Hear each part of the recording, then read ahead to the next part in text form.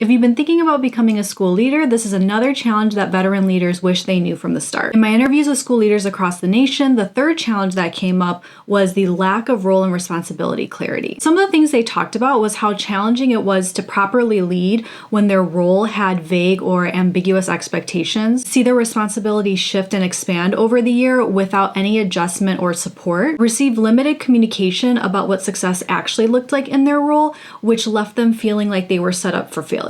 Manage an unrealistic number of responsibilities within tight time constraints. And almost everyone talked about having little to no role-specific onboarding, as well as onboarding that was tailored to the school's unique systems, culture, and context. It wasn't necessarily the responsibilities themselves that was challenging. It's more that they didn't know where their role started or ended, and that no one could really articulate what their responsibilities actually were. So because of this lack of clarity, it led to them just taking everything on, and all of them talked about how they reached a point of burnout. I think as aspiring leaders, we have this assumption that when we go into the role, it's going to be a lot more clear than we expect. And so when we get into the position and we find out that actually it's not, it really makes that first year very difficult. So I highly recommend that you take the time to shadow roles that you're interested in, and even shadow roles at schools that you're interested in over a period of an entire school year, so you can kind of see how those responsibilities change over time and get a sense of what those responsibilities might look like in practice. Next in this series, I'll be covering the theme of barriers to creating positive impact.